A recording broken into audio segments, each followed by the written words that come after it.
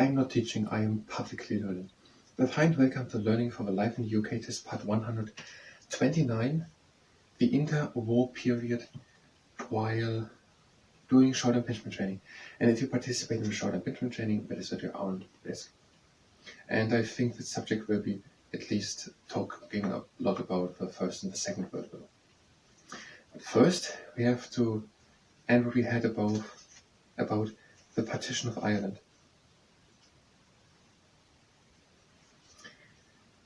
So we had that in Ireland, the government offered the people in 1913 home rule, which meant they were still part of the United Kingdom, but had their own government. But then the First World War happened, and the British government postponed changes, and when there was the Easter Rising, the nationalist movement in Ireland, Irish nationalists were not willing to wait, and in 1916 there was the Easter Uprising that was defeated, and the leaders of this Easter Rising were executed, and then followed a guerrilla war. So there were lots of small attacks happening. Not a big battle of whole Ireland or the counties of Ireland against the British state or something like that, but many small little attacks. And in 1921 a peace treaty was signed, and in 1922 Ireland was split into parties. The 6 northern counties became known as the Northern Ireland, and they are part of the United Kingdom. And all the other counties, the southern part of Ireland, that is then known as the Irish Free State, and since 1949 it has its own government and became the Republic of Ireland. There were people in both parts of Ireland who disagreed with the split between the North and the South. So there were people in the North and also in the South who did not want to split in North and South. I'm sure there were also people who were against splitting with the United Kingdom or something, but we're talking about that there were people against splitting Ireland into 2 parts. They still wanted Ireland to be one independent country. Okay, so I think there were people who didn't want it that Ireland splits and who did not want it to leave the United Kingdom. But there were also people who did not want it that Ireland splits, but that it gets separated from Britain. They still wanted Ireland to be one independent country, so they don't want it to be longer part of the United Kingdom, but they didn't want it to split Ireland in 2. Years of disagreement led to a terror campaign in Northern Ireland and elsewhere. The conflict between those wishing for full Irish independence and those wishing to remain loyal to the British government is often referred to as the Troubles. So sometimes there's someone talking about the Troubles, and they mean with that there was, they're using the word a terror campaign in Northern Ireland and also in some other parts of, I think, whole Britain, not just on Ireland. The conflict between those wishing to full Irish independence, those wishing to remain loyal. Yes. So the introduction of the section doesn't fit with the second part. The introduction status that the people who wanted to be independent but did not want to split Ireland. And now the second part of the section talks about the people who do not want to split from Britain. So there followed a conflict between the people who wanted to stay in the United Kingdom and the people who wanted Irish independence. They're saying no full Irish independence. And terror campaign in Northern Ireland. So what fits with what? So if a terror campaign was mainly in Northern Ireland was part of the United Kingdom, and those wishing for full Irish independence do want to go out of the United Kingdom, and they made terror, so they were from the Irish Free State and were making terror campaigns in Northern Ireland because they wanted that Northern Ireland splits from Britain.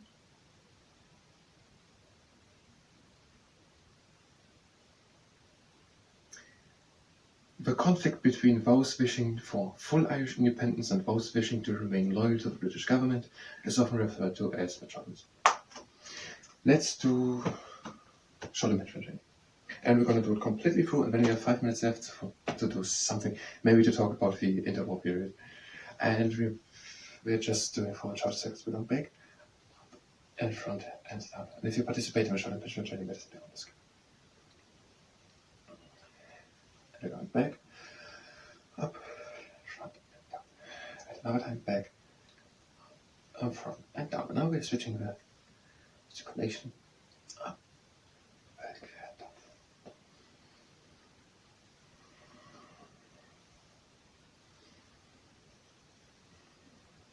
And the last time, front, up, back, and down. Another exercise, another next exercise.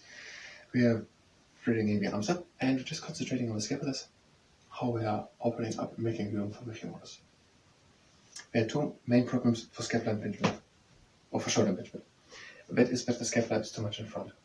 That is the first problem. So if you now lift the humerus up, it will not fit. Even if you don't have any shoulder impingement or anything, if you bring your scapula in front and you try to lift the arm up, it doesn't work. So use everything impinged. So the first problem is that the scapula is too much in front, and so we are looking with that exercise, just trying to develop a feeling, where is the scapula? Is the scapula the whole time here? It doesn't work on the long term. And the second problem is that the muscles down there are not strong enough to pull the scapula back. So we're training with some exercises with muscles down there, with other ones we're just trying to develop a feeling and also the position. So we're just bringing the scapula, and if any exercise hurts, don't do that, we're making it only worse. Bring the arms up and just concentrate on the scapulas. Are they protruding in any way in front, or are they perfectly opening up and the humerus can come up? Just concentrate on the scapulas and look, are the humeruses above the humerus above the upper arm just comes up without any problems, or does something not fit? And again down. And now the similar exercise, the arms at the outside, and we're just concentrating on the scapulas, just trying to develop a sense of awareness for the scapulas, how they're moving around the ribcage. So they're following the humerus. They should go around the ribcage, following the humerus. Now we should go back around the ribcage and back together. Now we're following again around the ribcage, the humerus, and now we're going back together, around the ribcage and back together. And we're following around. It is not shoulder impingement, but you can develop a sense of awareness for scapulas, and if you have shoulder impingement and that hurts and you should not do this exercise, you can maybe do that to just start a bit. And the next exercise, I said we're making it completely. Let's do that one with the I confused the names. We are going into the knees. We are going forward with a straight back, letting the arms hang, and now we are pressing the scapulas together. And press the scapulas together. And do this with effort. This is a muscle training exercise. Now the fists out and bring the arms up and still press the scapulas together.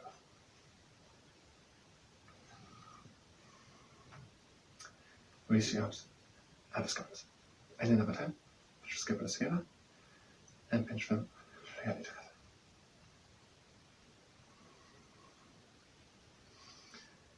Now lift the arms up, maybe the fists on, and pinch the scapulas together. Release the arms, the scapulas.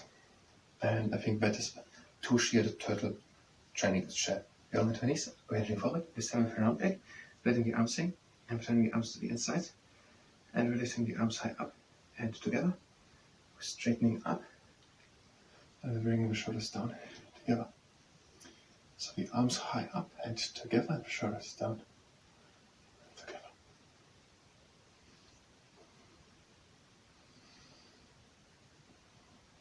And with effort and pressure.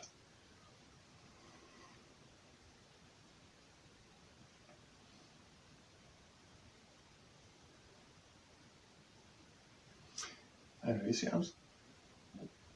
Now for the second time, into the knees, forward, round back, let the arms hang, the arms to the inside, the arms high up and together, and bring the scapulas down together.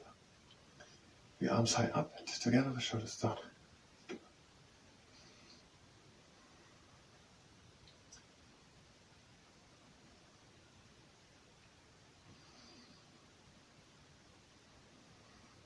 And with arms high up, together, shoulders down.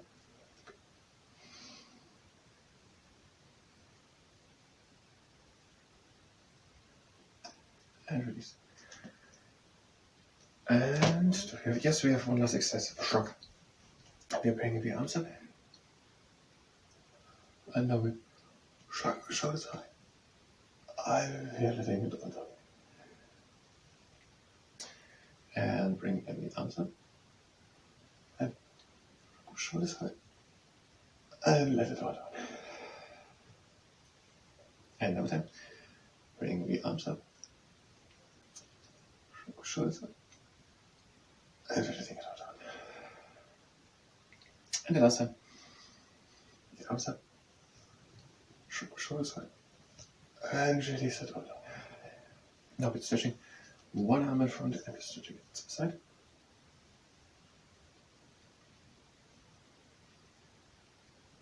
Now the other one in front. Stretch it to the side.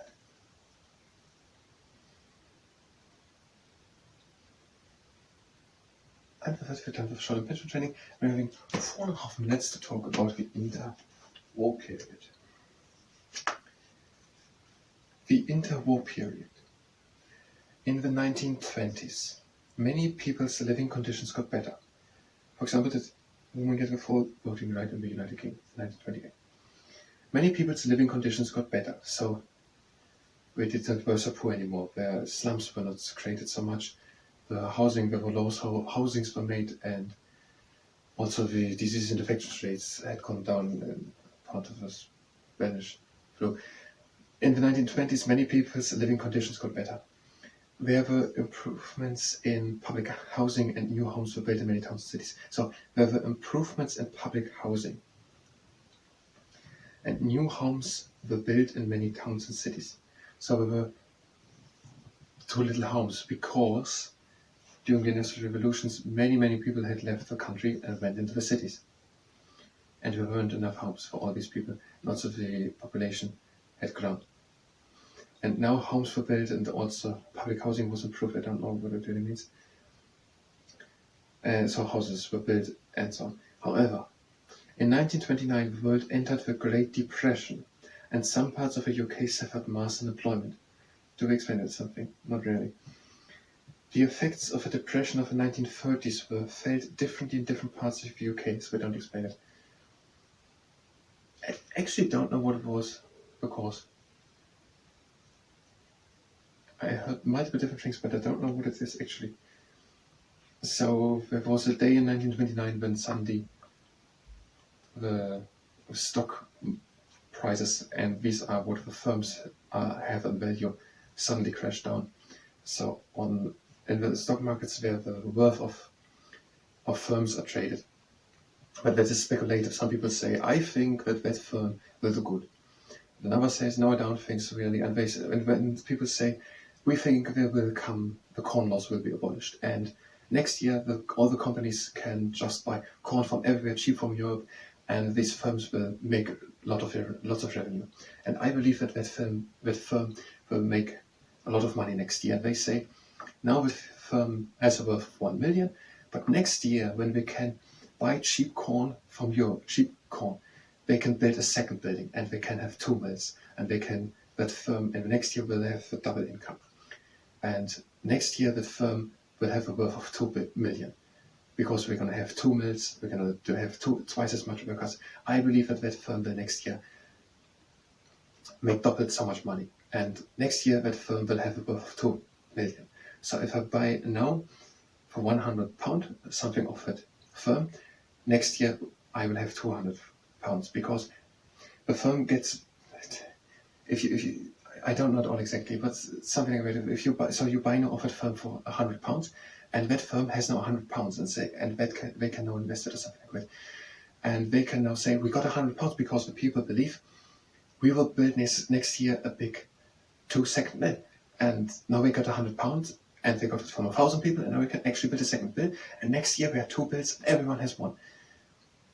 Well, now what happens if that law does not come, or is abolished, and the will now corn law abolished, and in the next year there is no cheap corn, and the second mill stands empty. Now we have invested £100,000 in building the second mill, but it doesn't run because we can't buy cheap corn. Now we have spent £100,000, the money of 1,000 people, but we don't producing anything. And now we all lost our money. something like that. And suddenly all the stock markets crashed in 1929. Not just one firm had a problem, but the whole stock market, basically. Maybe there were one or two exceptions, but basically all firms lost suddenly completely very much in worth. And that happened in 29. Suddenly all firms were nothing worth. Something like that. I don't know what exactly. And it was not a law, like something like that. I don't know the real cause of it in 1929. But something like that happened. I thank you very much. Until the next time. Thank you very much. Until next time.